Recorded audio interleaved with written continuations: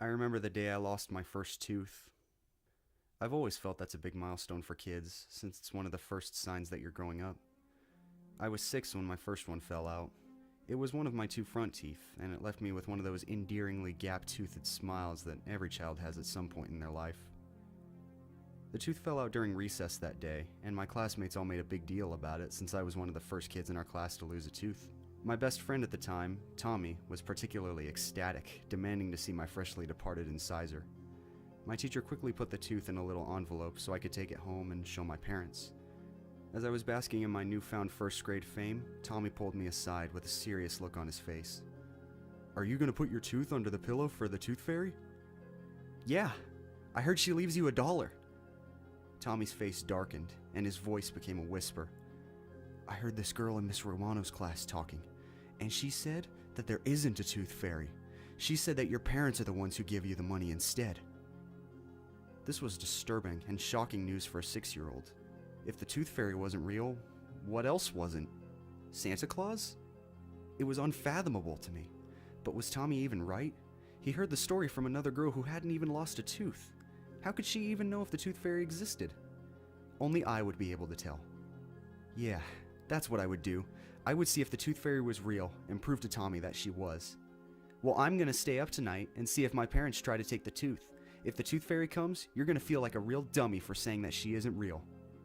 I felt smug. I was so sure that I was going to prove my friend wrong that I couldn't focus on anything else for the rest of the school day. I remember racing home as fast as I could, feeling the envelope in my pocket. I proudly told my parents of my newly missing tooth, and they bought me ice cream to celebrate. And for once, I couldn't wait until bedtime. I said goodnight to my parents and slipped into bed. I took the little ivory piece of bone out of its manila sleeve and gently placed it underneath my pillow. I double-checked to make sure that my flashlight sat on my nightstand. I said a silent prayer, begging the tooth fairy to be real so I could prove it to Tommy. With that, I closed my eyes and waited. I don't know how long it took. It could have been minutes or it could have been hours. But I remember hearing this extremely soft rustling, akin to the sound a bird makes when it beats its wings. My heart started to beat faster. "She's here," I thought. I knew that someone was in the room with me, but it couldn't have been my parents. Our house was old, and the wood of the door and floor creaked when moved or stepped on. Whatever was in the room made almost no sound. I steadied my breathing and braced myself for the vision of fey loveliness that I had pictured. I imagined a girl with long black hair and butterfly wings to be sitting there, gingerly removing my lost tooth from underneath my pillow. In my mind's eye, the tooth fairy sort of looked like Amy, the girl in my class who I had a crush on. I opened my eyes. In the darkness of my bedroom, I saw a figure slowly move its hand away from my pillow. I grabbed my flashlight and switched it on. There were no gossamer wings or long dark hair that reminded me of Amy. The thing in my bedroom was tall, with disproportionately long limbs that seemed to almost drag along the floor, and impossibly long fingers. It was female, from what I could tell, its waist slender and its chest sporting the slopes of breasts.